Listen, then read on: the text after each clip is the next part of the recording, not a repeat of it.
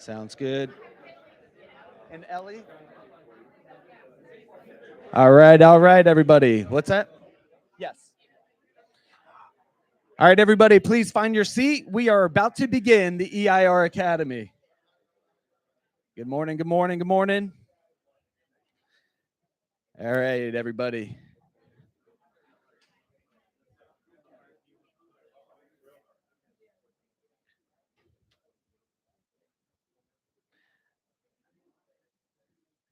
Boom. Good seeing you, Ty. Love you, buddy. See you. All right, everybody, welcome to the EIR Academy. EIR is Entrepreneur in Residence. It's a program that started in venture capital funds. Some universities have it. And the goal of the EIR Academy is collectively to build businesses side by side, but bring in experts and bring in people who have done things maybe a little bit further along the ride to share their story, share their successes, share their failures, and, be there as we build businesses together. So for today's EIR Academy, we brought in a friend from Boston. So he's going to share how he got started, how he built some really cool things, how he sold a few things, and now as an investor, what he looks for to make investments into other businesses and opportunity.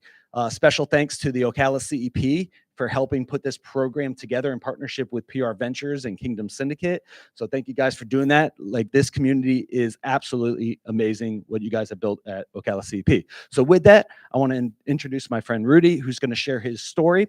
The format of today is going to be about 20 minutes of him sharing his systems, his processes, how he went about doing that. And then we brought in another special local resident to do a panel discussion about how he is building out his businesses. So let's give a round of applause for Rudy. Rudy. We need the mic. Yes. All right. I don't know if 20 minutes is going to be enough. I have so much to say. All right. Well, hey, thank you for having me. My name is Rudy Dajie. I'm a doctor of pharmacy by degree and profession, an entrepreneur, business coach, consultant. So I've done a bunch of different things in my career, and feel free to ask questions along the way. We don't need to make this tremendously formal. So I graduated in, well, actually, let me step back first. The first thing is, I think it's really important. You guys should give yourselves a lot of credit for being here, whether you started a business, you want to start a business, because you've really made the decision to step out to be on that island by yourself, because it really is an island. And a lot of people don't realize that, because at some point in time, you're going to be alone and nobody's going to save you. And you're going to have to figure it out. You're either going to do it or not do it. But it's really important. So you guys should give yourselves definitely a lot of credit for that. So I graduated in 2003 with my Doctor of Pharmacy degree. I would say that I'm a much better business person than pharmacist. But the pharmacy thing was sort of a ticket to the game. My parents were like, "You're not going to go to school undecided." And I was like, "I don't really know what I want to do." So I was like, "All right, I'll be a pharmacist." So, and then I found out it was a 6-year program, and I was like, "Oh shit." But I made it through. So I graduated. Through college, I sort of had a lot of business experiences, and I was like very engaged in the college and trying to do more business-like activities. And at that point in time, it was really, pharmacists were either in the hospital or in retail, so standard CVS pharmacist or hospital pharmacist. There really wasn't a lot of other things. And one of my buddies that was a year ahead of me graduated and did this fellowship down in New Jersey through the Rutgers University. And it was focused on different business things within pharma. And so he called me and was like, "Hey man, this is what you need to do." And because, it's not the standard lick, stick, and pour, you get to do something else, the stuff we've talked about. So I interviewed for the fellowship program. I got a fellowship at Ortho McNeil doing marketing research, which I hated. So it requires lots of writing, and I don't like writing. So, but it was a great experience. And the brand team, the marketing team was like, "Oh man, you're like that's like more your thing. So I did that for a year. I learned a lot of things that I liked and didn't like doing. And I signed on to carry the bag. Because if you want to grow in pharma, you got to carry the bag, right? That's just the way it goes. And this was like sort of new to pharma, where now in pharma, pharmacists are everywhere, but it was very like entry level for us. So I moved back to Boston, moved to Jersey, moved back to Boston.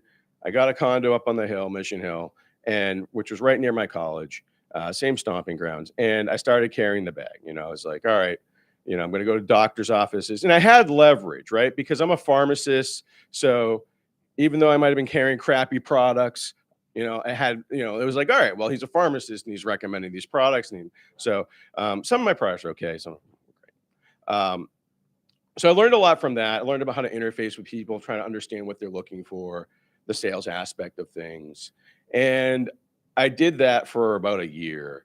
And I was also working part-time at CVS pharmacy. And I've always been a, workaholic, right? Quote unquote workaholic, balance.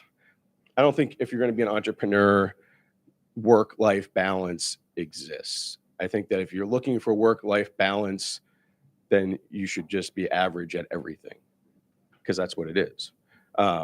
So for me, you have to swing that pendulum. So I was obsessive. I would do my job at pharma, carrying the bag, and then I would work nights, weekends, overnight shifts for CVS. And at a point in time, I started talking to those guys, and I was like, look, what opportunities exist at CVS? I'm not growing fast enough here, because I just wanted to grow. I wanted to grow. I wanted to do more.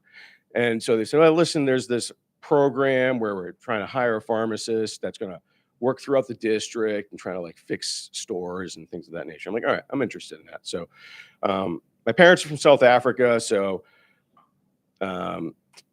they said, listen, we're taking a trip to South Africa. And this is actually the last time I've been to South Africa. So I was like 25, 43 now. And so I was like, all right, went to South Africa for like 3 weeks or 2 weeks. And after I was coming back from that, I was supposed to start this job. I gave my notice at my other job. So I got off the plane, came back to the US, turn your phone on, you got like 8,000 messages. And one of them was a voicemail from the regional manager at CVS saying, hey, listen, somebody quit. We want to talk to you about taking over as a pharmacy supervisor. So a district manager for CVS.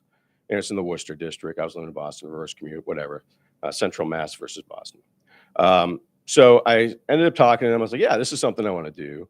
So I took the position and learned a lot in that position. So I was running a district. I was running a district at the point in time when pharmacists were in tremendous demand and there was a tremendous shortage. And my job was to run the stores, staff the stores, manage the P&L. I was 25. I was the youngest at that point in time, youngest supervisor ever hired in CVS history. And I was running a $240 million district. I was 25. I don't know what the hell I'm doing. But I think a lot of times you're not going to know what you're going to do or how to do it. It's the willingness to endeavor, right? I'm a 60% person. I need 60% of the information, and then I make a decision, like I'm going or not going. And I think if you're going to wait till you get 100% of that information, you're just never going to go. You have to be brave enough to make the decision, and you have to be fearful enough to have enough information. So you gotta manage that, because you're never going to be 100% and you're never going to make the leap. So I took the job. I learned a lot of stuff. I made a lot of mistakes. Staffing was a tremendous issue. I did the job for 2 years. Every grocery store, Costco, BJ's, Walmart was opening locations of pharmacy. It was like the trend in 2005, 7, that to open pharmacies in your location, bring in business. So I am a high volume district, you don't have a lot of latitude on payroll. So I can't just say, hey, listen, you know what? We can't get people. We're going to just offer $65 an hour. Like, it's just a window. That's it. You can't do that. And then you've got a Stop and Shop where you're filling 5 scripts a day, paying $1 less. If you're a pharmacist, where are you going to go work? You're not having to like we're a volume business, which I like. And that's why CVS really focuses on young talent. They have a tremendous program in retaining their intern. There's a tremendous internship program, and they have a tremendous program in retaining those interns and translating them into pharmacists for their locations, because they can run hard, and you got to be able to run hard. It's a volume-based business. So I was younger, I could run hard. And during that period of time, I learned how to interface with people, get people to do what I need them to do, how to negotiate those things. I also learned a lot about myself, where I did whatever it took to keep those stores open. So if I had to get on the bench, I got on the bench. If I had to bail water, I bailed water. So I did that for a couple of years, learned a lot of things. And I think it's important too, you learn a lot of things about yourself along the way too. Like, what do you like? What do you not like? What are your points of weakness, areas of opportunities? Call them what you want. And so I learned a lot about myself along the way. And I also learned like what I wanted to do. What I didn't like about CVS is I was very entrepreneurial, innovative. Like, I had different ideas on the way that I could grow my business in the district, or the way I could manage my district. And it was very, very challenging to work within those confines, because anytime I'd push an idea up, it would come back down saying like, that's not what we do. That's not the way we do things. Right. So because it's cookie cutter and it makes sense. Right. And all the reporting structure is like, you have all this dashboard of reports. Like, every piece of information that you may need to operate your business is being provided to you. Right. So that's important too. It's important for the future. So I got solicited by a recruiter.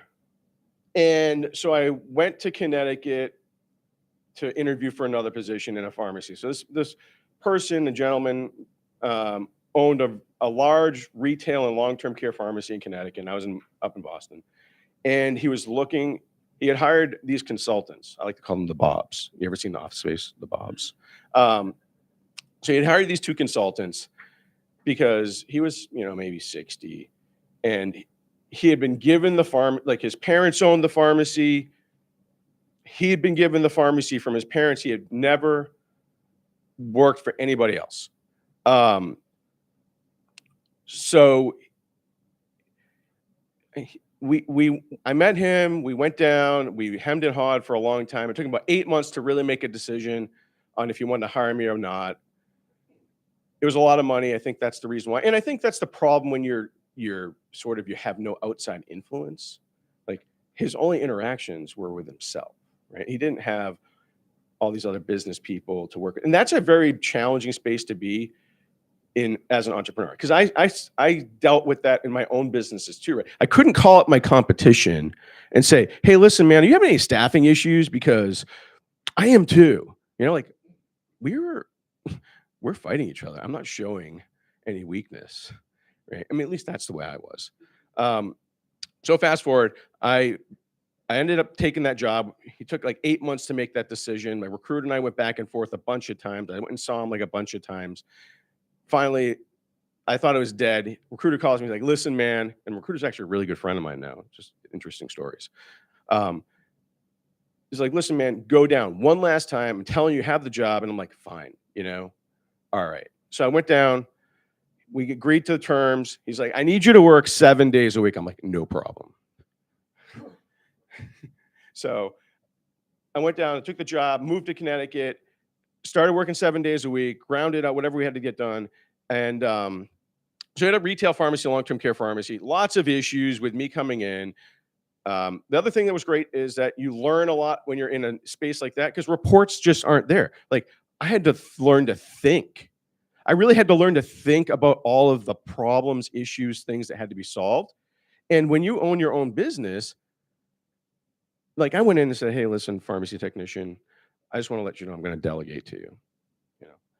I was in his office every single day for the first week I was there. He's like, you can't say that. I was like, they work for me.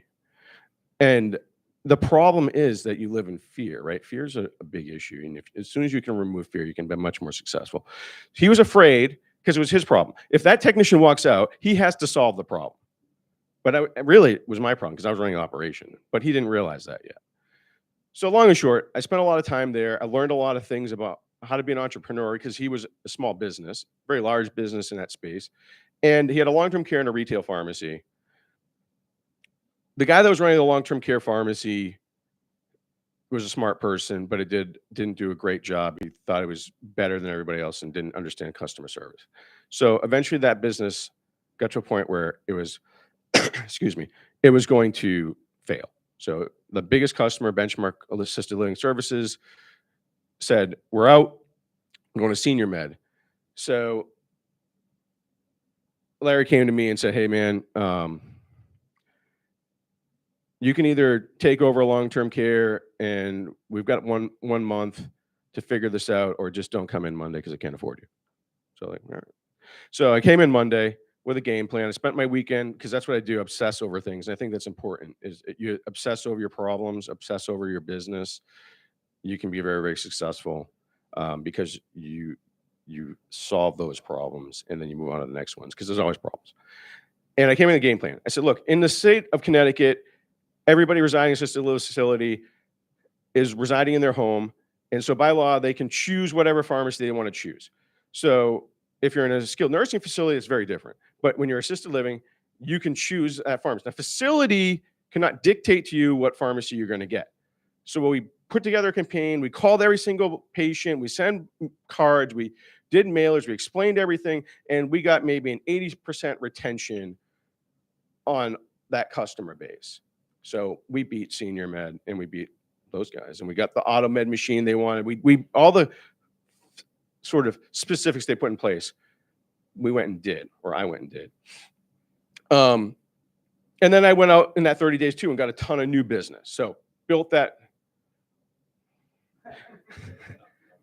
Yeah, I know. I built the business. All right. So fast forward, I built that business. Larry then sold the business after both the business, retail and pharmacy. I worked for those guys, the new guys, for a couple of years. I learned a lot of stuff about purchasing because they were good at purchasing and things of that nature. And then I finally said, hey, you know what? This is great. I'm making lots of people money. How do I make money for myself? So I got an SBA loan in 2012. I bought a pharmacy in Brockton, Massachusetts. I put everything I had on the line. I put it all on Hawk.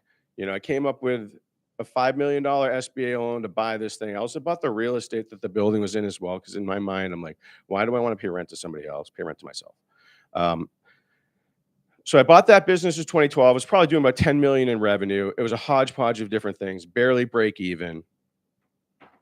So I went in, and before I even took ownership of it, there was a plan, right? If you called me tomorrow and said, Rudy, this is my business, in 3 days, I would have like a laundry list of things that I think you could do to help make your business better. Because that's just what I do. Like, that's the way I process things. And everything's about, like, how does that really, what's the impact? Like, you got to go all the way down the line. So if the previous owner has a cost of goods of cost -4, and if I can get cost -6, that's 2 basis points. And at $10 million of revenue, 2 basis points means X in my profitability. So I was already adding up my profitability. I was already like, okay, if I cut payroll, if I do all these things. So day one going in there, I had a plan, right?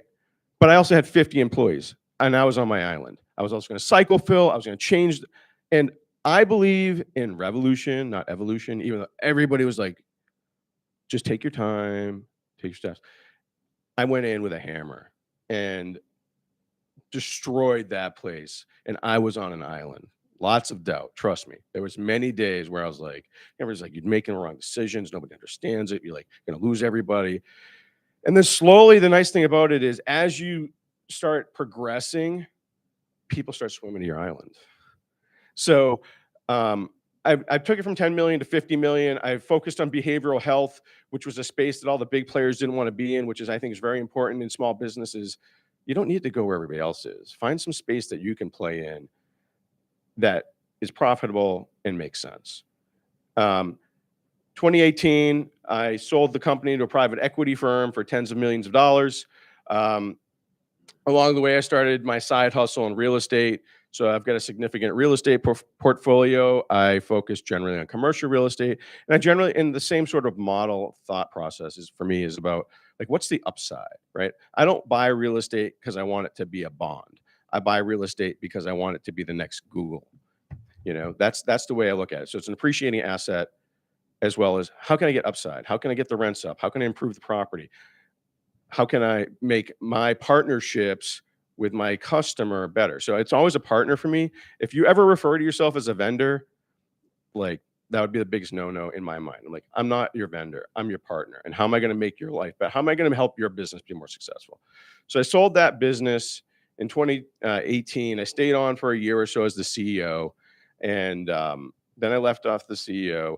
I'm now working with folks like yourselves and other high-level individuals as well, and companies that are, want to exit or experiencing issues or that need help. So that's kind of my story so far. I mean, I felt like it was a little rushed because I need more than 20 minutes. Gotcha. All right. So what we're going to do is I'm going to ask you some specific questions about you and your journey. And I love this, the journey to entrepreneurship. Everybody has the journey of how they got into it. One of the things, I'll ask you a few questions, and then we'll take a break, and then we'll jump into the panel discussion. But some specific questions for you is, you were a entrepreneur working at a big corporation. So in the audience, we have entrepreneurs that are working for the military, some big organizations, and they found that kind of that similar rub that you did. What advice do you have, or how did you overcome that while working in? I mean, eventually you bought it, built it, sold it, then bought another one, built it, and sold it. But what advice do you have in the meantime for someone who might be working at in the military or a large corporation? Well, I don't know about the military, but I was in a large corporation, and I was given autonomy to do certain things within the confines. So you can do things outside of the cookie cutter approach, and you just have to get people to advocate for you. So my regional manager, my DM, they were like, man, this is good stuff, and let me fight for you to be able to work within certain confines. So I would say that that's what you should do. Like, in not like, I just don't accept things at face value. It's been a problem all my life. So I just don't accept it, right? And you keep pushing. And I mean, I think you can already get a sense for, like, if you're a parent, your kids know when they push too far, right? And as an employee, you can kind of get a sense too for when you've pushed as far as you can push. So I always push everybody to that point. My poor parents. Sounds good. After you went out on your own, took some big risks, took an SBA loan, and you went for an acquisition, right? You acquired a business, built it, sold it for tens of millions, right? After the exit, the day after the exit, right? Like, a lot of entrepreneurs in here are like, I want to build to the exit. I want to build something, then sell it, and have, a couple commas in my bank account, right? Like, that's what we drive to. What happens the day after the exit? For all the entrepreneurs in here who have a dream to have commas in bank account, what happens the day after the exit in your mind, in your personal life, in your family? It's funny. And maybe it's different for everybody, but what happens the day after I exited, or even like the hour after I exited? All right, I'll tell you the story. I'm literally sitting at a restaurant with my financial planner and good friend, Jeremy. He flew in for the deal. He was very involved in the deal. I see it hit my Fidelity account. I was like, cool. And I was like, how do I turn this into $1 billion? Like, that was it. It was like, what's next? Like, it's not like I'm moving to Bermuda and I'm gonna go live in the Bahamas. And, like, I don't know, if you're built like me, it's about, like, what's next? I'm bored. How do I make this more? How do I build? Because it's not about the money. I mean, it's about the money. It's not about the money, right? When you have a certain amount of money, what's the difference between 100 and 200 million? Nothing. You're going to do the same things, right? But it's like, if you can run 3 miles today and then you can run 4 miles tomorrow, you're like, great. Like, I can run 5 miles in a week, right? For me, it's, if I can bench 225 today and I can bench 250 tomorrow. So it's always about setting the bar higher and keep moving towards that bar. And that's how I measure my success. Without the measurements, I don't think I have meaning. Yeah. So, final question for you specifically before we start. We'll take a 5-minute break and then we'll jump into the panel discussion. But final question to you is employee, right? Going through school and in med school, spent a lot of time to become a really great employee, then step out as entrepreneur, now investor, advisor, board member. What has evolved? What has been the hardest part of evolving into that mindset? Like, what have you found is the greatest challenge moving from student, employee, entrepreneur, now investor, advisor? What was the greatest hurdle mindset wise that you overcame? Well, I think you have to be self-reflective. You have to be able to look in the mirror and decide if you're making the right decision. So you have to be willing to evolve, right? I'm a revolution person, but I think people are evolutionary, right? Like that's just the case, and I can't fix that. So you have to be willing to evolve along the way, right? When I owned my business, I wasn't able to really think about the fact why people couldn't execute at the level that I wanted them to execute on. And the reality is that not everybody thinks the way I think. And I couldn't understand that. Like I literally would be so frustrated because it's so simple to me. And I'm not saying that in an arrogant way, because I'm sure there are things that are very simple to you that I probably wouldn't understand. But operations and protocols and things of that nature are very, very succinct for me.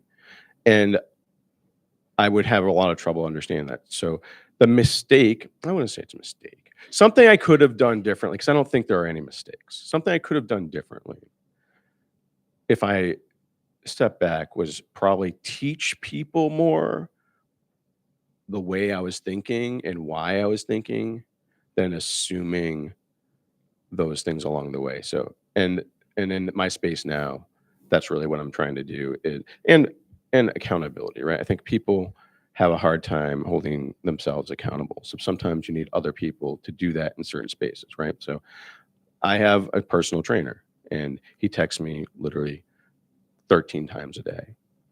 And he is my accountability coach for the gym because otherwise I'm really lazy and I don't want to work out, but I need him to make me grind. In the rest of the spaces, I don't really need anybody to do that, but I recognize that I need it there, right? And I think that's important along the way in your journey or anybody's journey is to recognize where you need help and where you don't. I don't know. No, that's awesome. All right. So what we're going to do is in 5 minutes, we're going to take a brief break in a minute, and then we're going to bring up a local, Gary, who has multiple patents, multiple business, and we're going to do a panel discussion. And then we'll leave time for you guys to ask whatever questions you have that is going through your mind as an entrepreneur to very successful entrepreneurs. So this will be a time for you guys to engage. But let's give a round of applause to Rudy. Thank you for sharing that, man. Really appreciate that. Yeah. All right. So 5 minutes on the clock. Come back in here, and then we'll get set up for a panel discussion. Guys, love you. Glad you're here.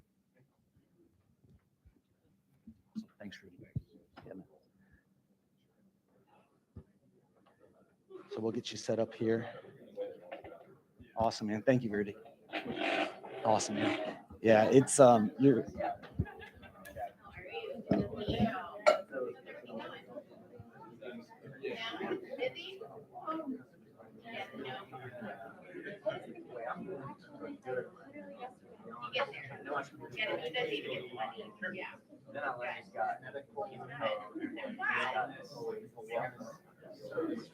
Well, that's still like part of the plan, but I figured I needed to finish school first to have my degree. But not necessarily, but I think that like there's certain things that I do want to like in the realm of I know. that's why I'm feeling kind of a challenge right now. I'm not a big like singing person. I think that's what it kind of works out good. So I'll play the first shot. Whenever I help people a lot more than we have a territory. You only got a certain amount of wood softness and salvage. Wood softness is where I make my money. You only got a certain amount of residue to make with that kind of, right? So that's what I'm how long. I was the Only thing that I'm thinking, I just needed people. one of my ideas and So they gave me 80 hours mark. change. All of the other people in all the other territories, so they're looking 40,000, between 40 and 50,000 for that 80 hours of mark. Everybody else was sitting there talking to us. Where the issues lie, and it helps me a little bit to see I what. found that was efficient. And that was very So that is the one thing I will one of the people that I hired to talk about it the way that I But they don't have the passion. we're starting to on that thing, and Never, not- everything's true right now. Definitely, that's why I had to get back into the other industries, because I'm like, I need to do it. So, I got about 5,000 flyers. Put a couple of investments. A couple of very things I regret about what it didn't happen. But I would have free up that on the outside. Every single one of those flyers went into a range. Never got the right. It's very bad. The all this other. Yeah. Coding. But for every method that I did, you got about 5 minutes. From those 5 calls, I got about 4 sales. I have about 80% sales. All those 4 sales, they got connection to a whole lot more value revenue than you're actually going to learn in that place. Yes. So that's what we're doing about. Still never produced any calls. Is literally because I was a motivating kid trying to get things company. Yeah.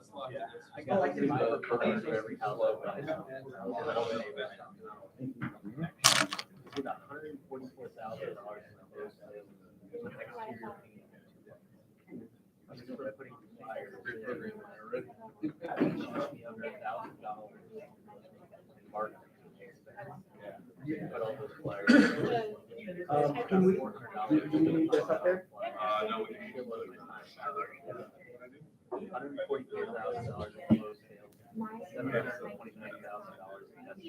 All right, 1 minute, and then we'll dive back in. That was scary. I could never find it. I'm not taking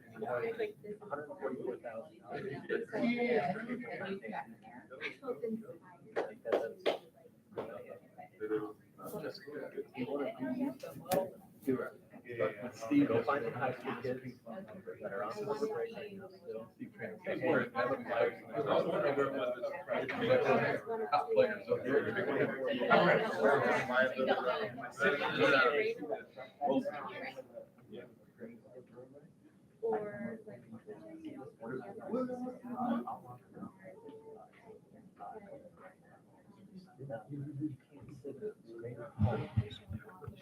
Whenever you do this, don't have them at home. You want every Hey, how are you? Nice to see you. White piece of paper.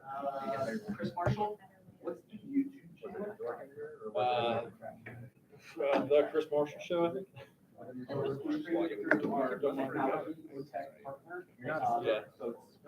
I can, if you want to share this, copy it and text it to whoever.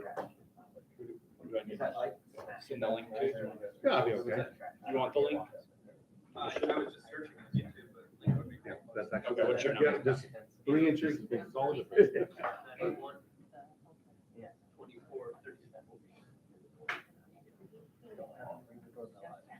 All right, we're gonna come back up. All right, guys, so we're going into round 2. This is the panel discussion. This is where things get, who knows where this will take us, because, you know, this will give audience participation. So as you guys have questions, I'm gonna help moderate this and keep things going. If you have a question, just raise your hand. For the panelists, what we'll do is we'll start out with a brief introduction to who you are. Okay. And then what we'll do is, when we ask questions, maybe a 1 minute answer, 1 to 2 minute answer.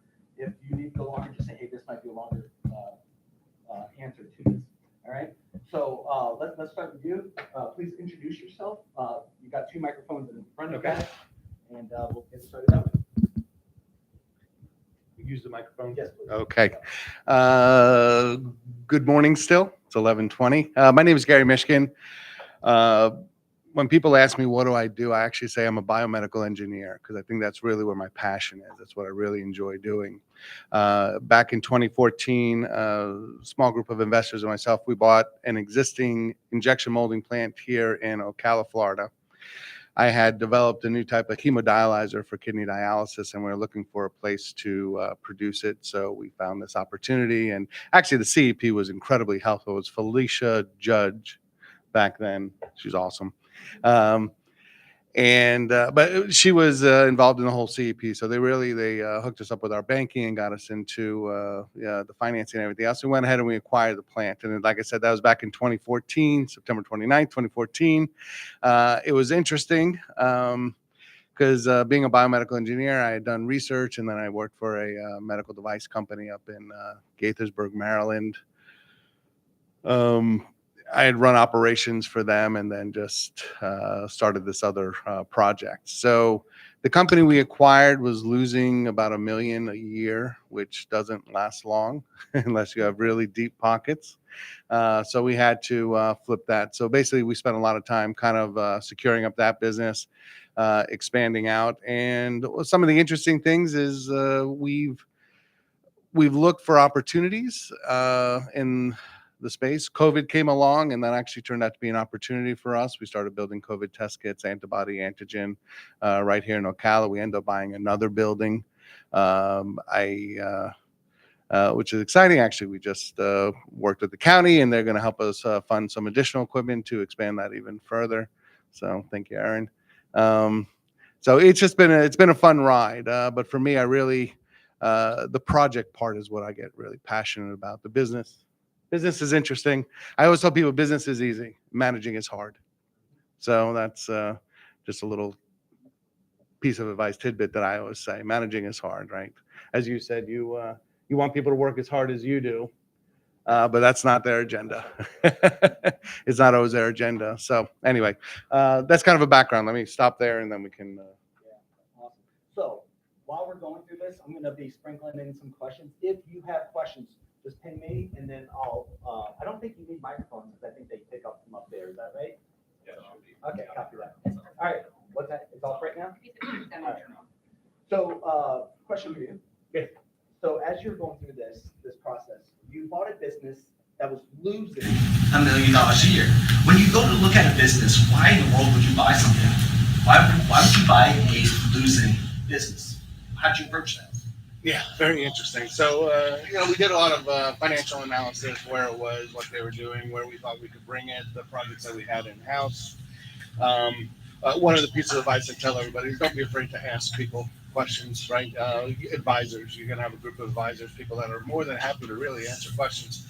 I flew people in to come take a look at the plans. One of my good friends who owns an injection molding facility up in, actually in Iowa, I brought him in. He's like, wow, you really have a diamond in the rough there. There's a huge opportunity. You're going to have to, polish this thing, but there's a huge opportunity. So based on the advisors that I had, the analysis that we did, our plans, our cash flow analysis, it was a leap, but I felt comfortable enough that we'd be able to get it to the point of profitability. So you both have gone through the process of going through a financing plan to acquire a business. Now there's this balance that we look at as entrepreneurs. Should I build it, or potentially should I buy it? Right? How did you approach that rather than just build it? And then I'd love to hear both your thoughts on this. Rather than just build it from scratch, why did you decide to acquire? For me, it was easy, right? So we were originally looking at building it from scratch. We met with a bank. They gave us a loan, and they said, okay, well, we'll give you this loan for the full amount of money that we needed, but you need to get your 510K first. I said, no, we need to build the facility so that we can then do the studies to get the 510K. So they basically were putting the cart before the horse. So at that point, I'm like, well, it doesn't make any sense. So we got to go the other way. What we then looked for was a company that had some type of a revenue stream, something that didn't have to be profitable, but some revenue stream that we could expand. One of my partners at the time was a big sales guy, so we knew we could expand sales if we needed to going down that way. Jumped online, did a quick search, found this company in Central Florida that was in receivership, injection molding.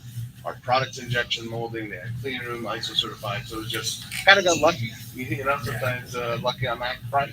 But the bank kind of forced our hand on it to make us move into finding something existing and building that. Rudy, how did you approach when you're taking a look at stuff from an entrepreneur perspective and an investor perspective? Build versus buy. Well, for me, I think it's the kind of person you are. So I am not a very creative person.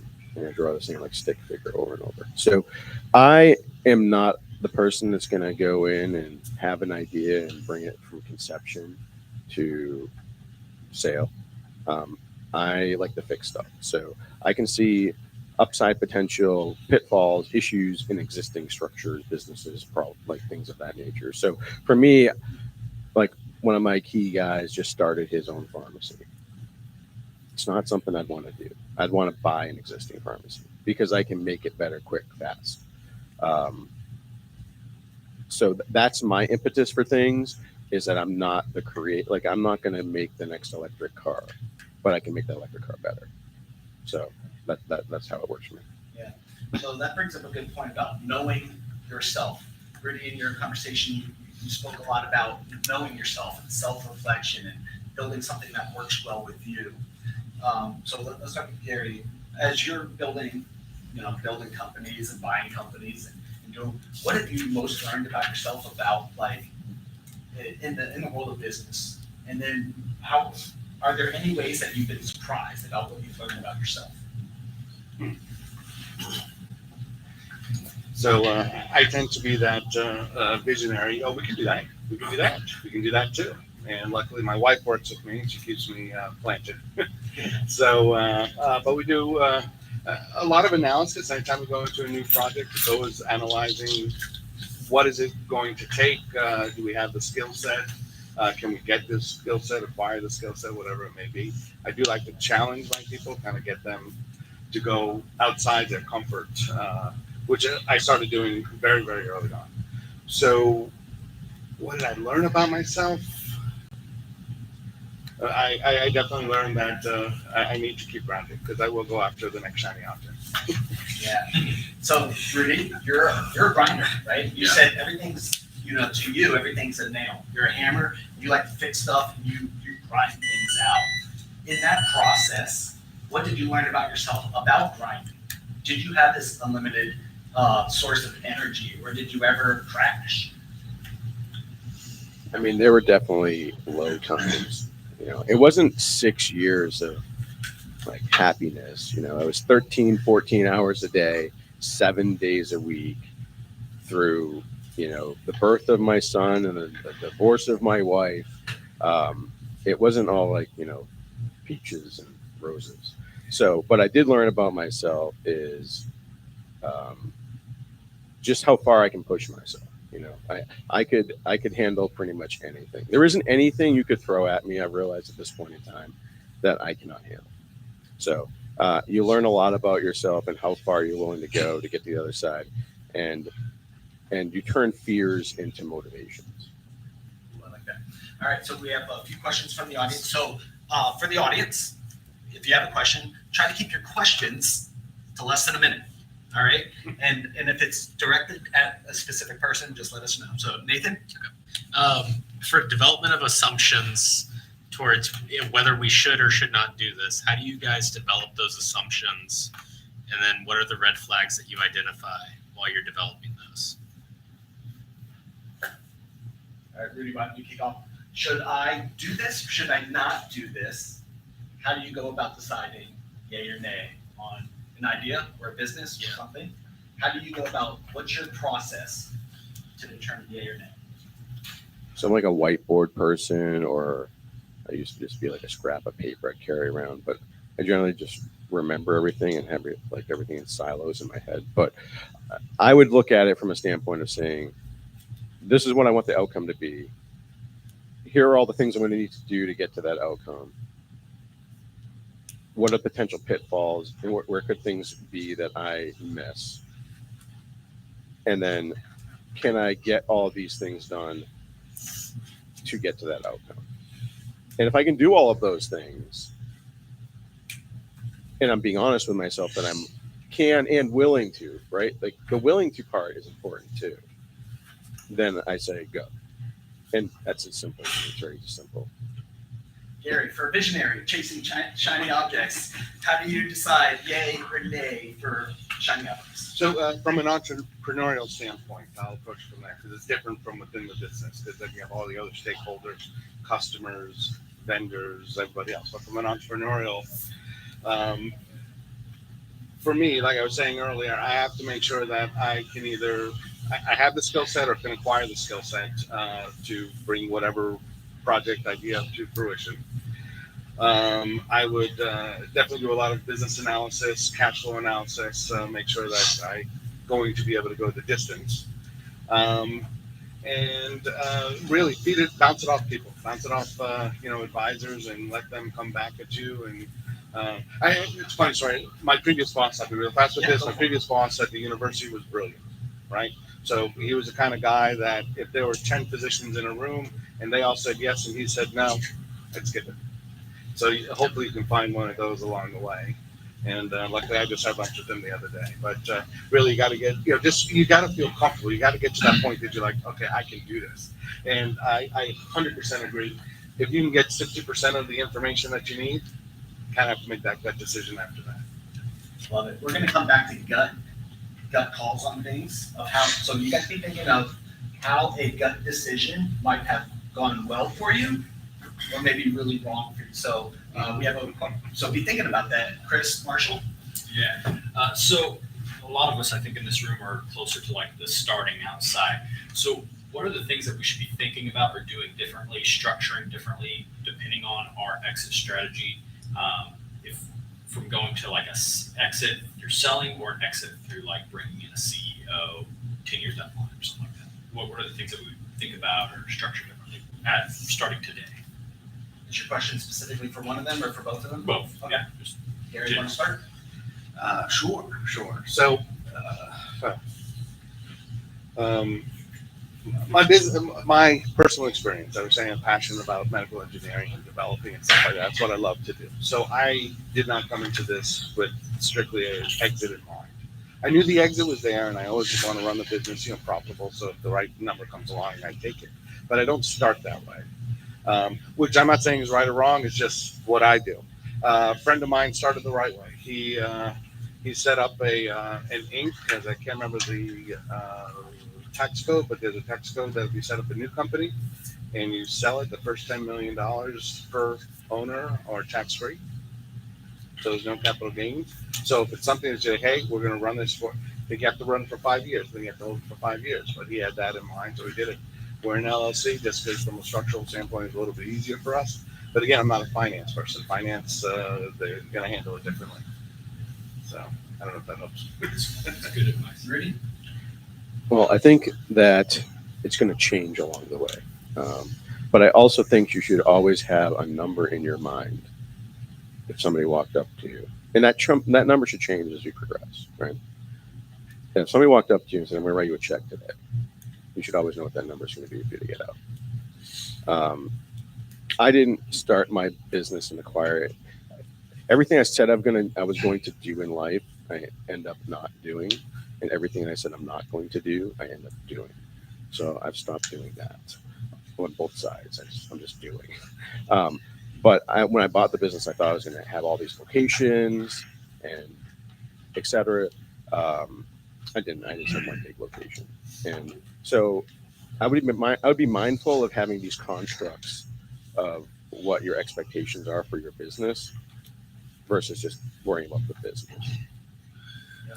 So you guys had a few minutes to think about this. When did your gut instincts work really well for you, or where did it really fail? You can share either one. Let's start with you, Gary. All right. So what worked well, interesting, was at the very beginning of COVID, a guy approached us and said, hey, we want to build these kits and we want to build 3 million a day. I had nothing to make me happy to make 3 million more these a day for you, but that's just not going to happen. But we went ahead and we invested into the COVID space, even without a emergency use authorization and all the other stuff. So we had an idea. We thought we were going to build it. We started building it. We were doing a great build out for a group, which was a great opportunity. Unfortunately, they're fighting it out in court, and now we have 2 other people that we're lining up. We're not doing it for them yet, but hopefully we will. And then we were just based on the lateral flow tests, we were just approached on this really innovative opportunity, and they want us to basically be the manufacturer. So we set up our infrastructure specifically to address this field. We felt my feeling was with COVID, gut feeling with COVID, is that they were proving these antibody test kits and the antigen, even though the emergency use authorization. So my feeling was, well, once those got to the market, the FDA now had a feel. So my feeling is there's going to be a lot more different types of tests, influenza, RSV, all these other types of tests that people are going to be able to do with the lateral flow that before were not done in the marketplace. They were done only at the doctor's office, et cetera, and are now going to kind of become over the counter. So that was a good feeling. That whether it worked, I don't know. I still have to find out. It's been doing well, but I think it's going to, I feel comfortable with it. But that was all a gut feel to do that. Failure on the, yeah, I mean, there are too many to mention. There are a lot of these little things that are like, oh, we can do that. And then like, probably shouldn't. We didn't have the capability. So there is usually, it's that we jump into something without having the skill set, know-how, or able to acquire that skill set and know-how. Over time, we can do it, and we've been able to expand things over time so that we can get into there. I have a number of new engineers that work with us that have experience at bringing it in.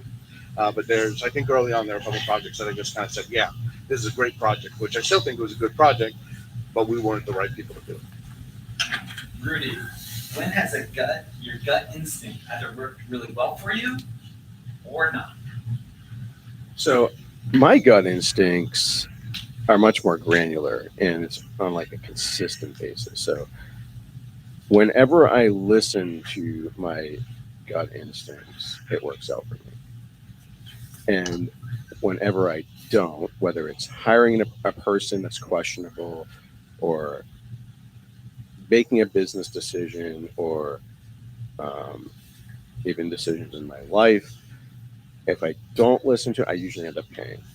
So I would say that if it doesn't feel right, like listen to that, because I really try to focus on that now. But there's always concomitant circumstances, right? Like I need an employee very badly. This person fits 80% of it. There's just something about them that I don't think they're going to be a right fit. And then you hire that person, and they become your biggest problem, right? Like, I'm going to call the board of pharmacy, you didn't do this right, or I'm going to call OSHA, or, they just create more and more issues for you than it was worth. So, for me, I really try to focus on my gut and try to listen to it. Awesome.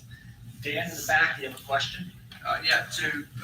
So far, we've talked about, failures. We've talked about failure points. We've talked about the struggles. We've talked about the grind. What do each of you do to celebrate success? How do you celebrate success? Where do you want to kick us off? How about we just move on to the next project? So the answer was, we just keep on to the next project. Okay, that was nice. On to the next project. Anything that you guys want to add on that? Or let me add a question to that. How do you celebrate success? How do you overcome a massive failure, right? So you thought this was going to work for this person. You invested in this person or whatever. They were the wrong person at the wrong time or whatever. So how do you celebrate success? How do you overcome a massive failure? Well, I don't necessarily know if I celebrate success, because it's just this gradual continuum for me. There aren't these finite milestones. Yes, I exited the business. Yes, I made a lot of money. But then it's just what's next, and what does that allow me to do next in my journey, and how do I leverage that up, right? So, and where am I going to sort of apply these skills? So I think there are moments where I celebrate those things where, you could buy a nice car or take an expensive vacation. And maybe those are the celebrations because it allows me differences in my lifestyle. So I don't necessarily know if I celebrate very well. Like I didn't have a party, I didn't invite all my friends and family and say, hey, listen, I sold my business. I want to celebrate this point in my life. It was just like, hey, I exited and this is what we're doing now. And what was the other part of that, Josh? So how do you, how would failures. you approach a massive failure?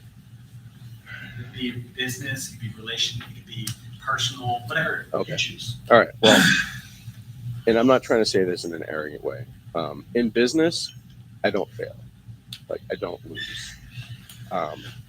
In the personal, I mean, when I talk about failures there, I've got lots of them. So I think that if I would have to say around the personal side where I have had failures, I've had to do a lot of self-work because it wasn't always somebody else's fault. Right. And I think when you decide to really like look in the mirror and make the right changes for you,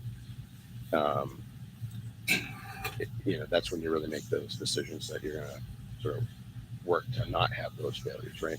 And I think for me, you have to have sort of catastrophic events that lead you to make large changes. So I don't know if that answers the question. So you don't ever lose in business, but maybe on other areas, personal or something that you had to overcome something. What was something that pushed you through a failure? Like how did you recover or how did you move forward? And I'll ask you the same thing. Thanks for the heads up. Yeah. I think some of the people surrounding me sort of having true conversations, right? Like, you start realizing you're making the same decisions over and over again isn't working for your definition of insanity, right? And then you realize that, and then you say, like, I don't want to do this anymore. And then, I think you have to be surrounded by people that are going to give you no BS, right? Like a lot of people just give you a fluff, like, oh, you're a great person, like, well, that's, So when somebody asks me my opinion on something, and even in business, I generally will say, like, do you really want my answer, or do you just want an answer? And when it comes to me, in all aspects of my life, I want an actual answer. Like I believe in brutal honesty, but not being hurtful. All right, your turn, sir. All right, so with successes, and then again, I'll do it from an entrepreneurial standpoint. So within the company, I think the way I celebrate them is sharing the success. So I share with my full management team. When we started doing this big project, everybody was bonused on a monthly basis based on how well we were doing. And it was just kind of my way of saying thanks, everybody, because we need all of you to step up to get this done. So, I mean, that's kind of the way I do it. But then I look for the next project. What is the next thing we can do? What is it that we're missing? So it's a short-lived, but I guess celebrating with the group is the way I personally celebrate, just basically thanking everybody. As far as failures, I think when you're running your company, at least when I run the company, I try to minimize my downside and maximize the upside. So if we have a failure, which we've encountered, none of them are catastrophic. When we ended up acquiring the new building, I knew I can cover the debt servicing with my cash flow. It wasn't going to be a problem. So it wasn't. And then I had an A, B, C, and D plan in place to do at that building, so that if I wish COVID went away. I really do. If COVID went away and we didn't have anything, I had other plans for that building. I knew what we could do there. So it's to minimize your downside, planning. But from a failure standpoint, I just try to minimize that potential failure. I think Nathan just fell in love because you mentioned like you can manage your risk or failure out of your cash flow. So I saw him nodding in this first meeting. He's like, yeah, I love that guy. All right, so we have a question for Paul. Paul, what's your question? Well, I give you a comment and then I have a question. So a comment on Gary. Gary and I, we've had some business relationships. I was going to say, Nathan, you're going to love this guy. He is super numbers oriented and very specific and a very, very nice gentleman at that. Question I had for Rudy is, so you mentioned some of the real estate investing and things that you've done. I was just kind of curious because I'm a commercial mortgage broker. by trade, and just kind of wondering what types of real estate you invest in, or if you're willing to even share what maybe holdings you might have, what types of things, or anything along that line. Yeah, I generally and almost exclusively invest in commercial real estate, and I like properties with healthcare in them because they're going to pay their rent. You know, if there's a dialysis center in my building, you know, the nice thing about human beings is they don't ever want to die. So healthcare is always a great space to be, right? But I also invest in industrial properties because industrial is an interesting space, especially in very congested areas. So if you have a lot of land, it's a less interesting space. But if you're in a very congested area in southern Massachusetts or southeast Massachusetts, south of Boston, where residential is growing tremendously and everybody wants to live there, and then you have 14 acres of industrial space where people can park landscaping trucks and pump trucks and equipment, it's a very sought after space. So I try to be very thoughtful about the space as presented, and then what are the potential uses of that space and upsides. And then also the condition of the building. We take buildings and make them top notch and to maintain them that way, and we're very responsive. We're a partner to all of our tenants. And we have this issue every time we buy a building. They're always so very alarmed, and they call us like 1,000 times in the first week about all these things. And then they realize that we're very responsive, unlike their previous landlords. And then they're like, okay, this is great. We don't need to worry about these things. But they had to be that way before in the past. Right? So we have to break those behaviors and have them build some trust that we're going to take care of them and they're going to take care of their buildings. And by doing constant maintenance on buildings, you'll always have the ability to have market rents. A lot of people let their buildings go, and they're like, all right, I don't want to put any money into the building so I can maximize my profit. But then you have major overhauls, and you're also not getting market rent, right? So, and you're going to have probably a lot of tenant turnover.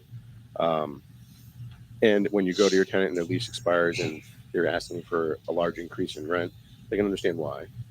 They may not be happy about it, but they realize that it's a top-notch building. So, I don't know if this answers your question. Yeah. All right. So one of the things you both mentioned, and we have 2 questions coming up. One of the questions that I want to sprinkle in is you mentioned accountability. You mentioned advisors. Now you guys have both risen to the top. How do you still maintain accountability and advisor when you're at the top? Like how do you still structure it so you can still have that what you both said you needed?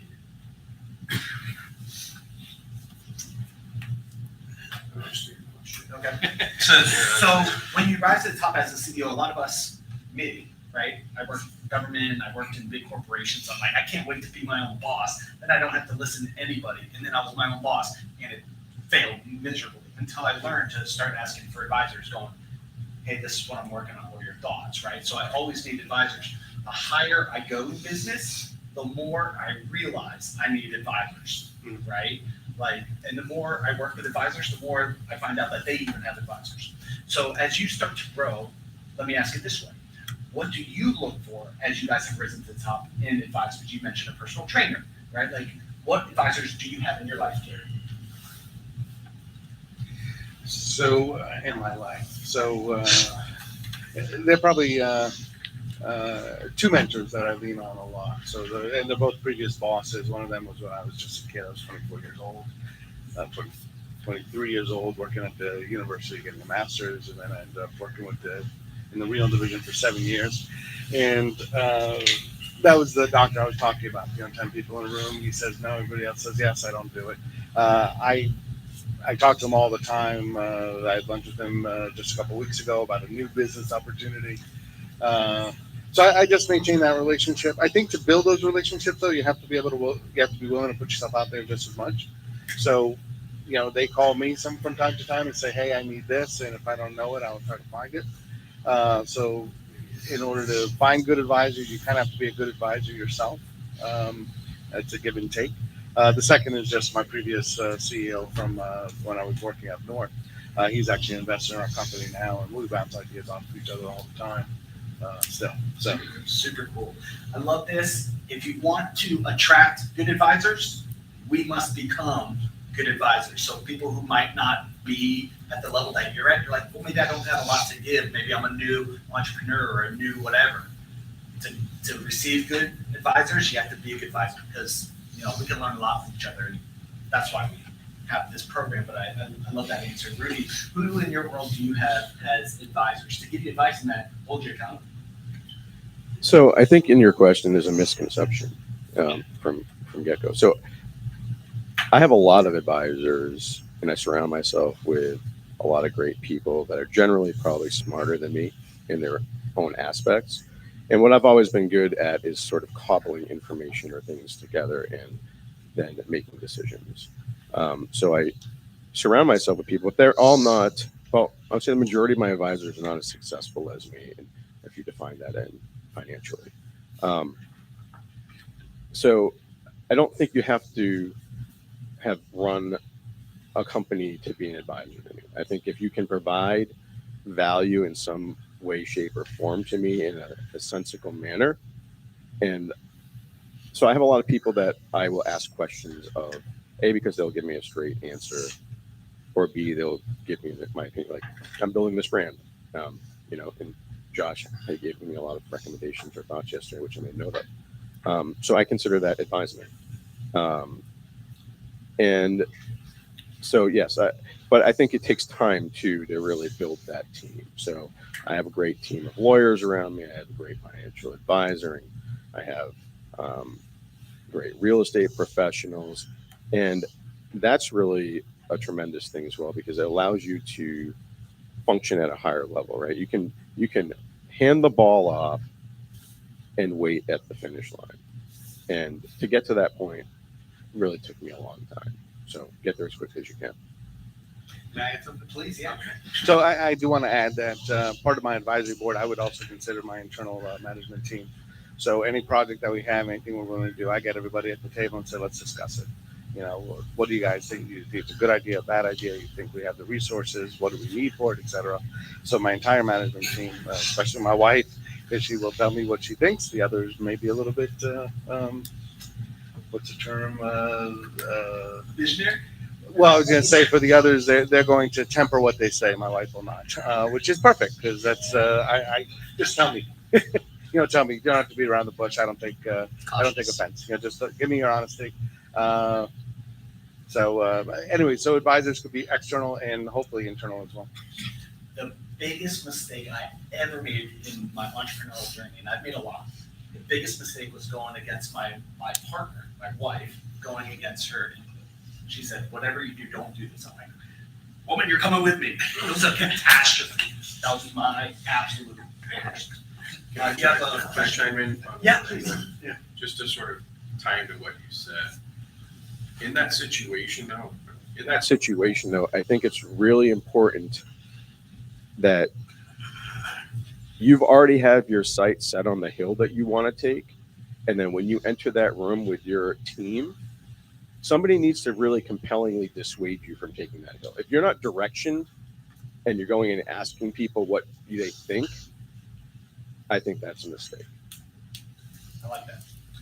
Ellie, you have a question? Yeah, so this is in terms of either going for it or changing directions when it comes to, getting, I forget how to word this.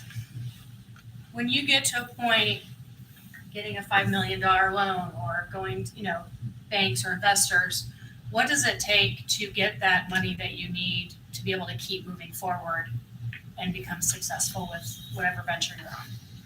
Great question. Let's add to it. So how do you go about getting the money? How do you know how much to get? And how do you know what type of money to get, right? So great question. We all have ideas and such, and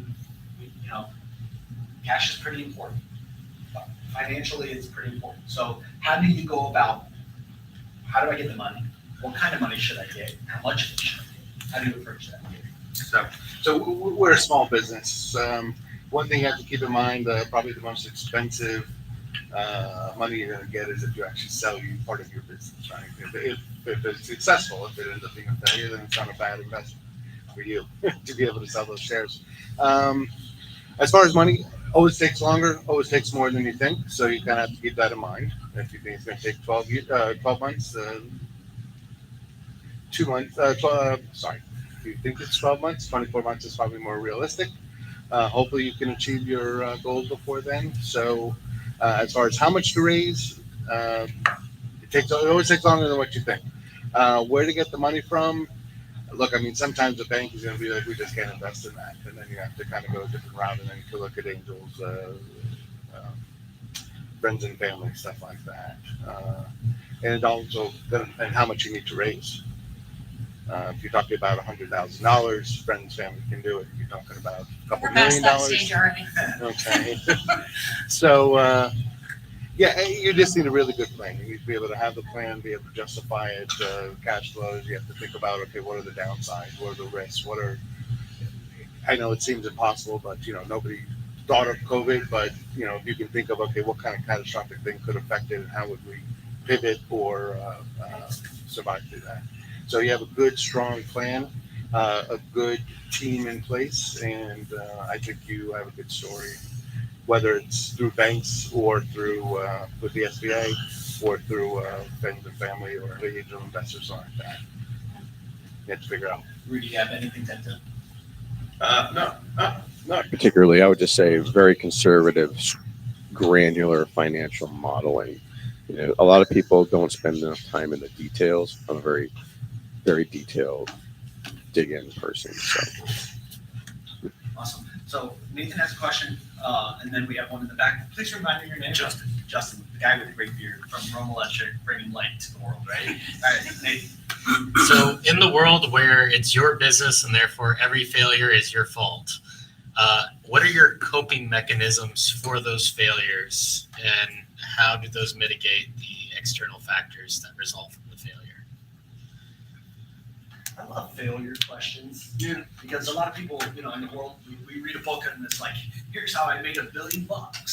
And a lot of times us entrepreneurs, we face a failure on an island, like Rudy said. There's nobody to talk to about it, and there's nobody willing to hold a kimono and go, these are all the failures I had. Please don't make these screw ups. So I love the failure question. How do you approach it? What's your coping mechanism? Look, like I was saying earlier, any investment I do, any type of direction we move into, I try to do it to minimize nothing's going to be so catastrophic to ruin the company, right? I mean, we'll feel a loss. We may not have a profit that quarter, or whatever it is, but that's okay because it's kind of this calculated risk that we took. To be honest, you got to learn from it for sure, but you can't let it stop you from your progress. So, and it's a lot easier said than done. I've had certain failures that I just kind of stew on, and I've learned now. I'm like, all right, let's learn from it. Let's have we used to call it a fireside chat or a postpartum, whatever. You have to learn from it. So learn from it to figure out, okay, what is it that I learned? What can I put in place to try to prevent this from happening again? But then you got to move on. You really got to move on. So as long as it's, again, if you can plan in such a way that's not catastrophic, you'll learn from it and then go from there. Not catastrophic changes. I remember working for a guy, and he was the former CEO of Baxter. He was on an advisory board of a company I was on. And, he used to tell his people, I don't like surprises. And for him, a surprise was $1 million. Anything that was $1 million more was a surprise. A lot different from my surprise. So, you start to adapt. But, yeah, hopefully that helps. Yeah, I'll echo what Gary was saying. I think also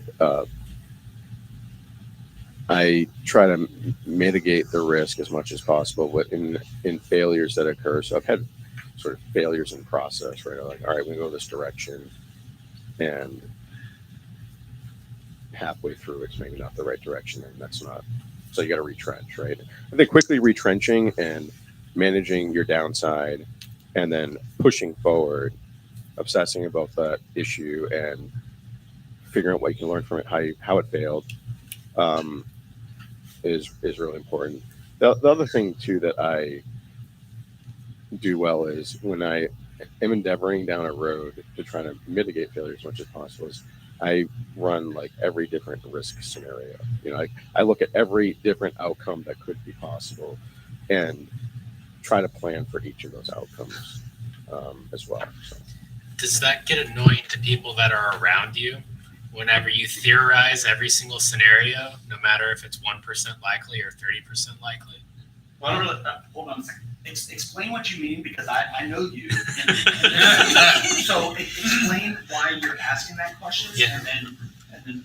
So I am almost over analytical. I run every single scenario. Doesn't matter if it's a simple email. If there's certain wording that's there, I read into the wording. I'm right 75, 80% of the time. 20% I'm completely off base, reading into something that's not there. They were tired, whatever it be. The fact, though, that I read into that reduces our risk, whether it's legally or financially, and also allows for what I believe us to capture more of the perception that I'm actually trying to purvey. And to Leah, who is my business partner, that is extremely frustrating, because I can literally take one email and drag it down for 30 minutes because it's an important conversation. And there's 5 different paths for us to potentially go on. So I'm wondering if that gets annoying to the people, if you guys do the similar thing, if that's also annoying to you guys, or you find people that are annoyed by it. I mean, for me, it was mostly just internal.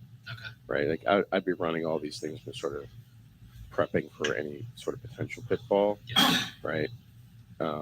Versus, yeah, I'm not really like, I don't like bring everybody in on the full, like, you know, everybody always used to say I would just make it look so easy. Well, I mean, it was easy for me, but there was a lot of sort of turmoil and noise going on constantly. Yep. You know, I mean, I slept like 4 hours. Like, I mean, it just, I was, you know, constantly engaged in running scenarios. So I didn't really share all of that though. Yep. So I would only share what you need to share, right? You're the leader of the business, Sure. right? So. You have something? Yeah, I think I'm more like Leah. Leah, yes. So people are always like, well, what about this? And what about this? And what about this? And I'm like, all right, I understand. Let's evaluate it, but we got to keep moving forward. Let's move forward. Let's move forward. So it's important to do. You have to do those types of analyses. I think the higher and the bigger you get, you'll probably start to filter some of those out. Sure. Because you're not gonna have the time. You're not Yep. gonna, you know. But I mean, I'll write an email, and we had to write an email the other day, and it took me 45 minutes to write a paragraph and a half because it was to a customer, and I just had to be very, very careful with the words that I chose. I didn't want them to make any assumptions on their own. Yep. So I understand where you're coming from, Yeah. but that stuff is internal. But yes, no, people come all the time. You know, they challenge me, and it's a good thing, but you just got to keep plugging through it. Right. In the back. Justin with Rome Electric. My pastor once said, if you're smarter than all your friends, you need new friends. Which is why I'm here today. That being said, have you guys been more motivated by yourselves and focused on your individual lives that you have relied on that, or social network groups, or something like the CEP to grow your business? Or have you just done it generically based off of your own drive and your own motivation? And also, do you believe in partnerships for a business, or what's your thoughts on that? That was a lot of questions. Sorry. No worries. So let's Was see. his pastor right? If you're the smartest guy, Yeah. maybe they knew it, right? Yeah, absolutely. You need some more friends. You need to expand your net. And luckily I have, because it's not a very hard hurdle for me. So I have lots of people that are smarter than I am. And a lot of times it's just in particular areas, right? Everybody has an area that they excel in. And you need to find other people that can complement, so you have the whole gamut filled, if you will.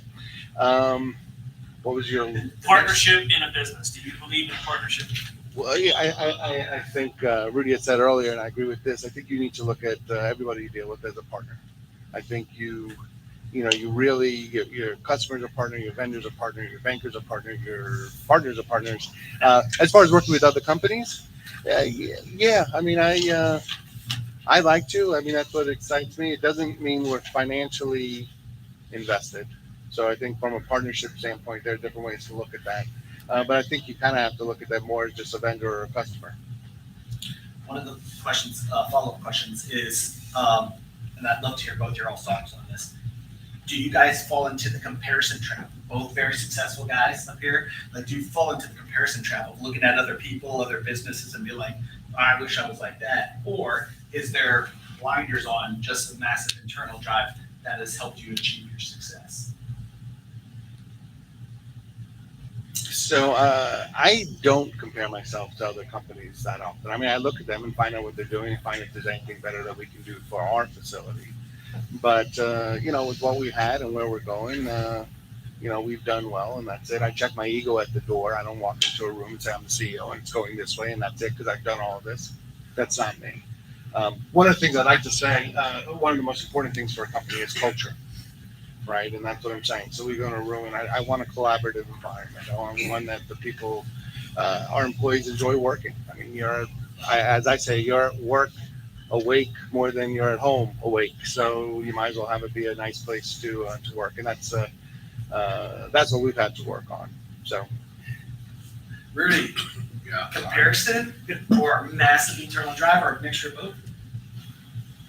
Yeah, I mean, I'm a human being, so I would say that I'm sort of constantly looking at outside influences and excuse me, comparing myself and my organization to others. But I try to manage that. I try to make sure that I reel it back in. So I think you got to work within your own silo and be relatively happy. But I think the comparison piece too also gives you a bar to push towards, right? So if you see somebody that's performing better, how are they performing at a higher level, and what can I do or what can I learn to perform at that level? And so competition is important for me. Comparison and competition. That'll be a follow-up question. Blake, you have a question? Yes. There's no doubt that you obviously work very hard, you're dedicated to it, and you have a passion towards what both of you guys do. You've worked literally 10, 15, 17-hour days. I'm sure plenty of them. I'm passionate about what I do too, and I work hard as well, and some other people do that too. But what's the single most valuable tool, whether it's an app on your phone, or that notepad, or software? What's the single best thing that's helped you manage your organization or your management approach or whatever? What has it been that's been like, man, this is saving me some hours in my 17-hour day now. Now I can shave it down to 13 hours.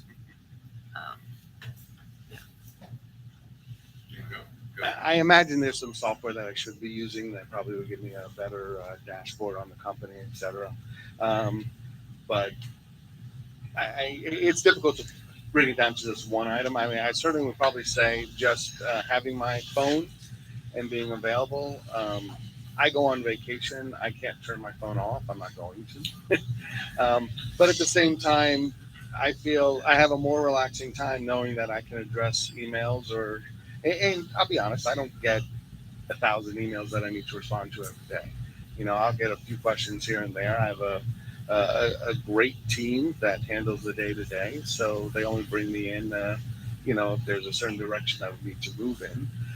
But if I didn't have my phone, all those emails that do come in are going to be there when I get back. And I know, the first few days of vacation may be nice, but then after that, I'm going to start stressing over it. So for me, just kind of still having my finger on the pulse of the company, being available. Obviously, during the day, I have it all the time, but even on vacation, I still like to look at it.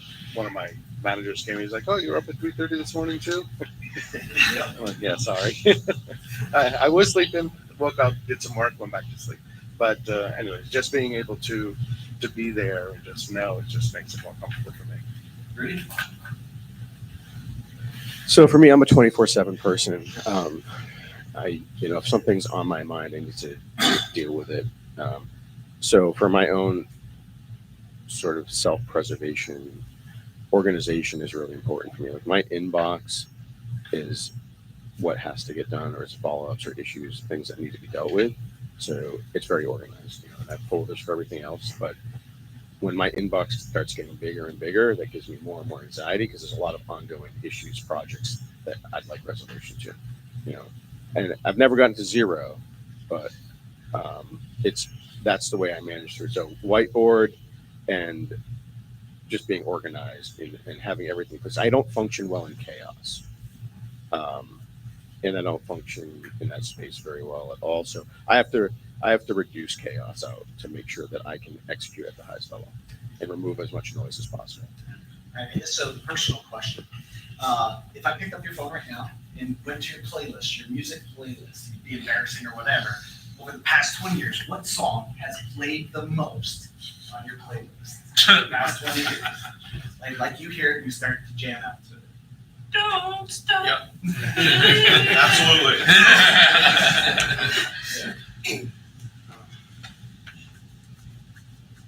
I have to think about it. Okay. There's like 4 or 5 songs that I just go through.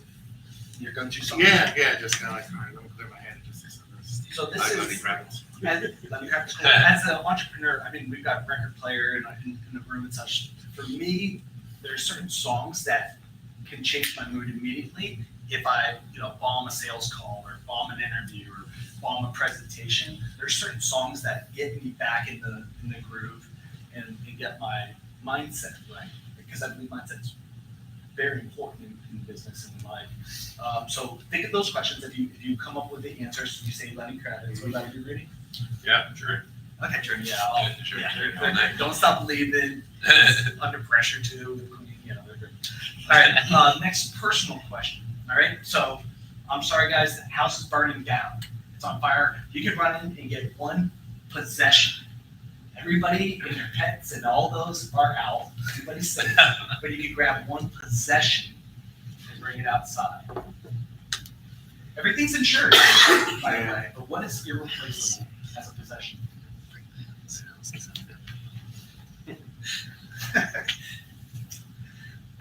Rudy, you start. You last. I want to hear that. What's going on? Okay, well, it's one of 2 things. You gotta use the mic. It's one of 2 things. So, and I'll try to keep this story short. So my son is 9, and in like preschool, he made a calendar, and then on the calendar he drew a picture of me and him, and in the picture he draws me and I'm brown, and then he draws himself as white. Now my ex-wife is white and he's olive, but I was like, you realize that you're not white, right? Like, so I would take that calendar, and then the first like present he ever wrapped for me as like a young child, like I framed it. It's like from Alex, and and I framed the wrapping paper. I would take those 2 things. Yeah, pretty good. Normally I would say probably like my laptop or something like that, but I have 24,000 emails, and I just keep emails like inbox, and I keep expanding my Google. So everything is stored theoretically anyway, so I don't really need that. Probably my wedding license, I guess. We have it's called a ketubah, but it's like a marriage certificate. Oh, cool. I'd probably grab that. Kids are out already, right? Well, everybody, the kids first, kids and wife, and then. All right, so it's 4:15. We'll probably wrap up in the next 10, 15 minutes. So in the audience, I want you guys to think of other questions that you might have, because here's an opportunity to interface with people who are massively successful, and some things that it can be business or personal, that, or maybe even something that you're struggling with, and you can always say, this is what I'm facing. How would you deal with it? All right. So one of the questions that I have personally is, I have a really hard time with balance. I'm never a guy who's been like, oh, Josh is super balanced, super steady, right? Like I'm a hard driver, and I can work myself into the hospital very easily. What have you guys found? And Rudy, I think you and I are similar in that. I don't know you well enough yet. But what have you guys found as some indicators that you might be going a little bit out of balance as an entrepreneur, and you might need to do rest, relaxation, retreat, or maybe get some help? Like I did. Has that ever happened to you, and what are some indications? So indications that I'm overworked and stressed out. Yeah, I mean, I could feel stress, and I just kind of, I know when it's coming on me, and things are starting to mount. And usually what I need to, it's usually because I'm loading too many things that I'm trying to do. So I then probably have to take a step back and then prioritize what are the things that I can actually do and what are the things that can wait. Sometimes I do like to, things come across, I like to do it. But there's only so many hours in the day. So if I feel stressed, I think it's just prioritizing, kind of organizing, so that you can then approach things in a appropriate fashion. You can delegate things, etc. And talk it out. I talk it out. Rudy, how do you know you're redlining? Yeah, when I'm redlining, I can't manage my emotions very well. Like things that are bothering me that don't typically bother me. So I sort of know when I recognize that point that typical things I manage through just fine are starting to irk me. I know I need to really be on the island by myself. We've got Chris and Paul. Oh, you gave me the pinky. That was another question. Oh, you're waiting. Okay. Who's giving you the finger? Oh, yeah. Amanda, Hi, Amanda. What is your question? And then we'll go Paul. I love that you mentioned that creating a good work culture is very important, and you mentioned one of the things that you do is making sure collaboration is part of that.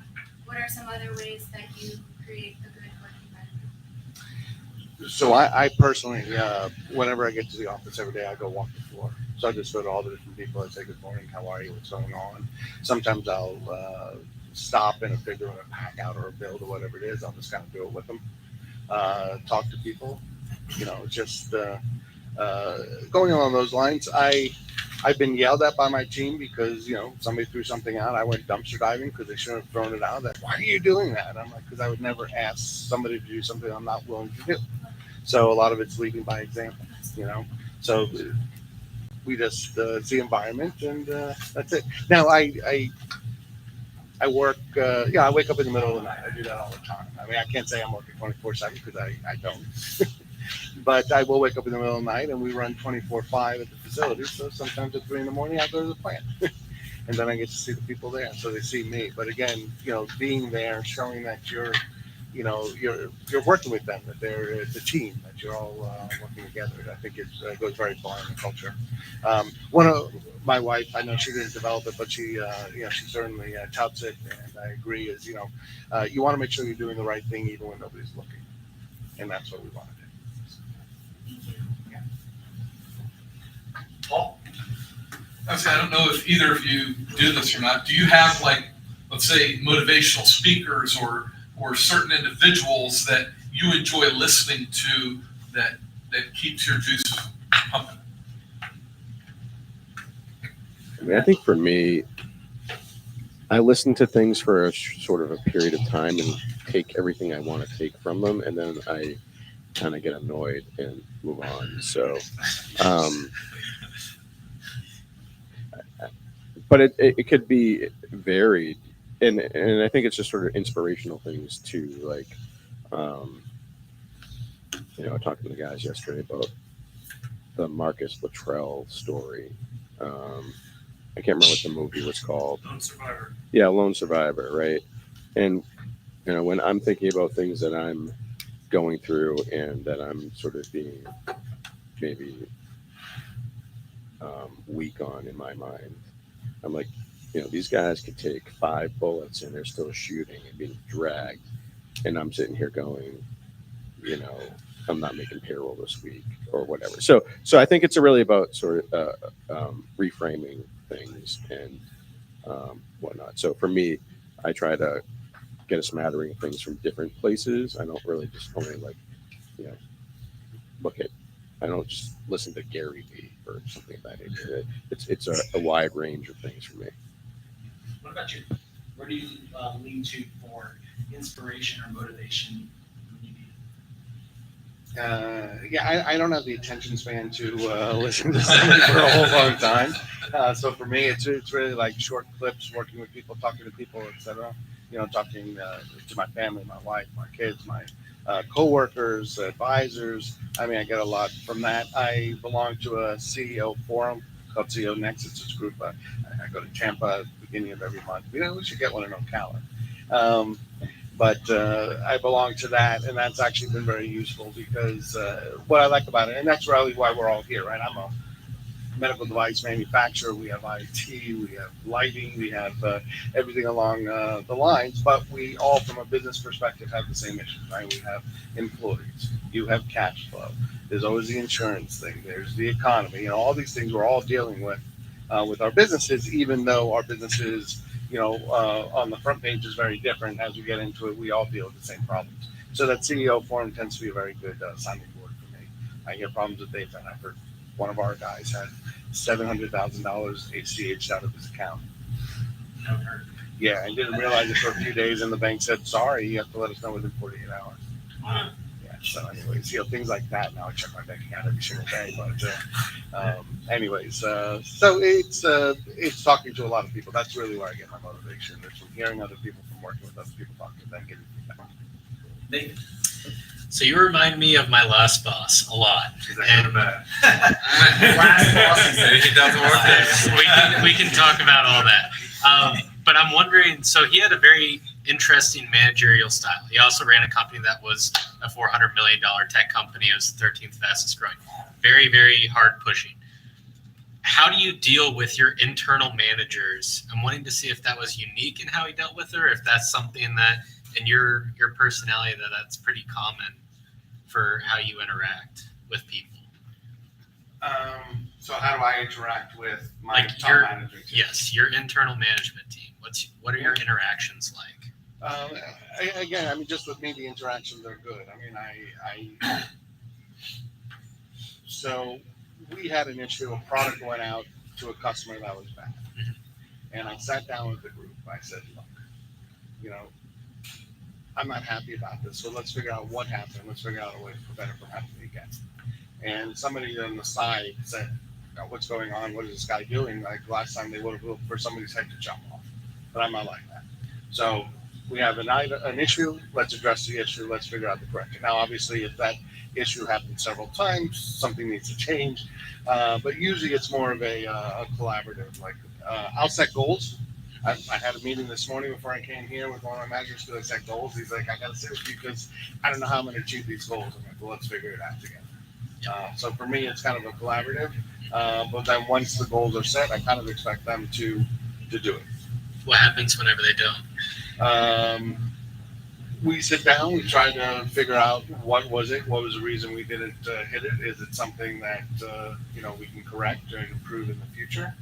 And so there's some things material, right? We're in this force majeure, the world is falling apart. People can't get us plastic resin. Literally, we have two major projects. We have hundreds of thousands of dollars in orders, and we just can't make it because we can't get the resin in. That's not his fault. Okay. It affects my bottom line, but it's not his fault. So there's certain things that, hey, let's figure out what it is. Now, I talked to my logistics manager and said, okay, now let's figure out how we can try to prevent this from happening. So it's not like I just say, oh, well, that's it. We don't do anything. We try to figure out a way to minimize it in the future. But really, I try to be more of a collaborative. Let's figure it out together. Let's move forward. Some people say I'm a little bit too nice, that I don't know people hard enough, but we're moving forward, and we're hitting the numbers that I'm expecting. So as long as we hit those numbers and keep moving forward, I'll keep driving and keep raising the numbers and the future expectations. Yep. So guys, there's going to be 2 more questions. This question is kind of like a choice. You get to choose the outcome of it. All right. So option A is as you're approaching your business success and you guys are doing well, is there something that has happened, like an inflection point in your business where you're like, that was the greatest part of my life, like in business? Like, has there been something that like you're like, I made it, or here's the or is there something you're looking forward to, like maybe Rudy hitting $1 billion, right? Like, is there something in the past that you're most proud of and it was just like, I did it, or is there something in the future that you're reaching for?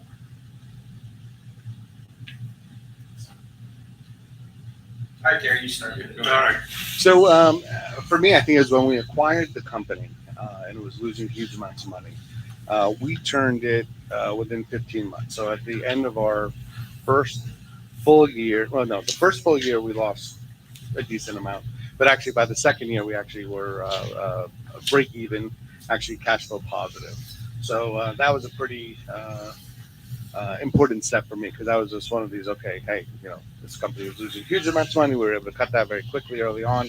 And then by the second year, we actually we grew. We were able to grow to the point, and then every year since then, we've grown it more and more. As far as the next step, there are a number of projects that I just like to see. I think when I get those projects done, I'll be like, oh, good, we got those. But then I'm going to look for the next one. Rudy? Yeah, I mean, I think the success that I had in taking a business that was maybe break even and focusing it and specializing it, and then having a successful exit, which definitely has changed my life. Right, I was able to buy time, and the ability to do things that I want to do when I want to do them.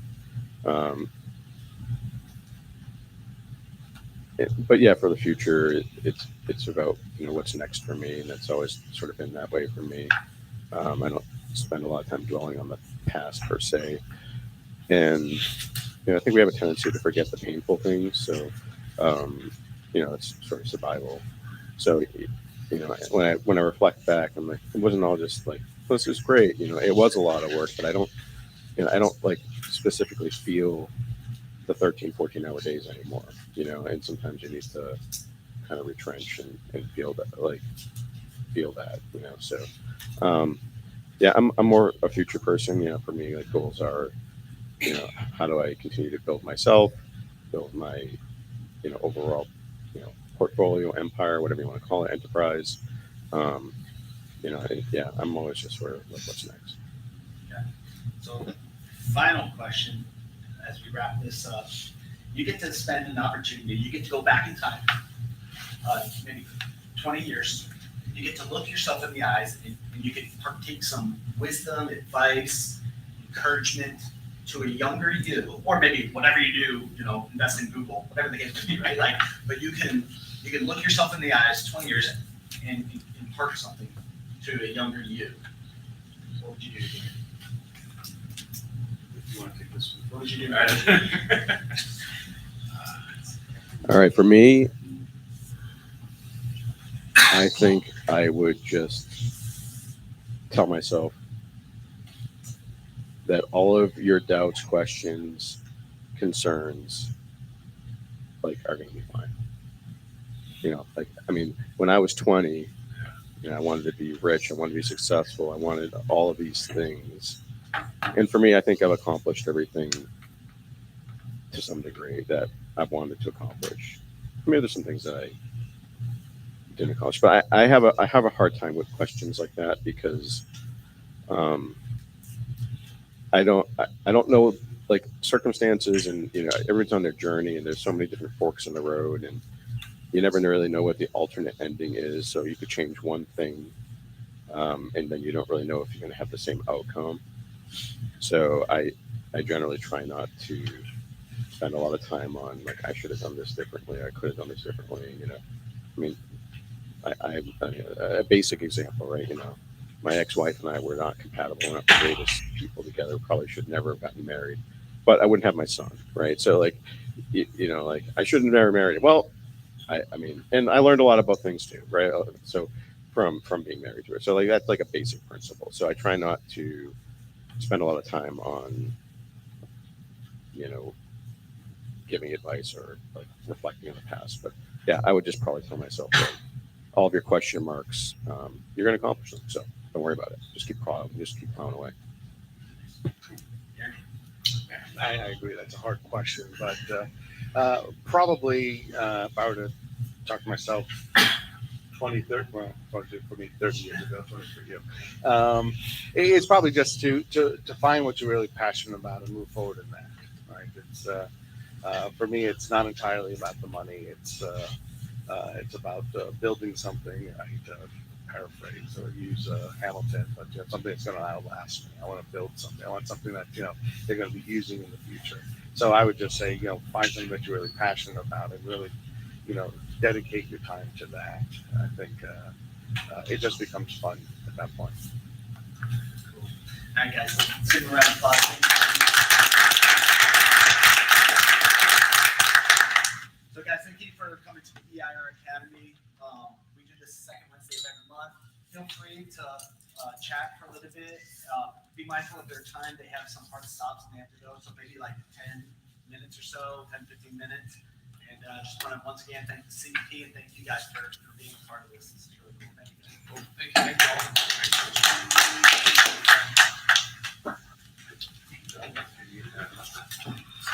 Thank you.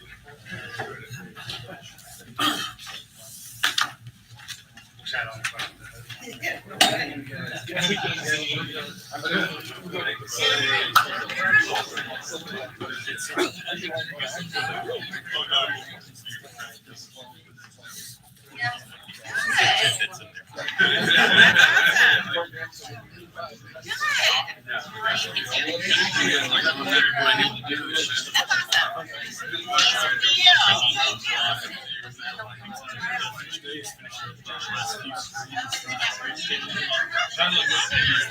I've never heard you talk about what builds catastrophic injury.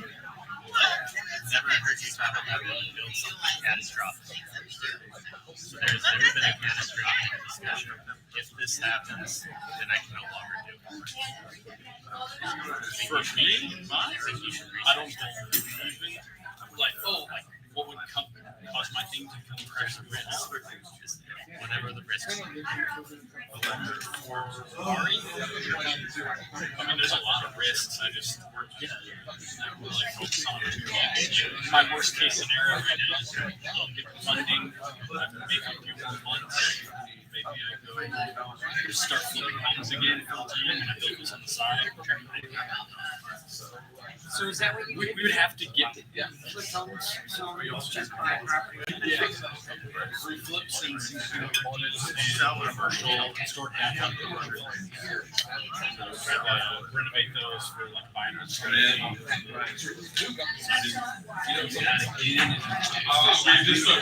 Catastrophic risk for my stuff is the ability to be a real estate investor in America. As long as Americans are allowed to be real estate investors, I don't think I'll ever stop. Sure. The way that I go about it will change. Speaking about your paths, not you as an individual, and what you want to do as far as like redeveloping and helping with the real estate, but the paths that you take, looking at the catastrophic injury, matching those paths, what if this, then this, it might help you in determining what's the least risk.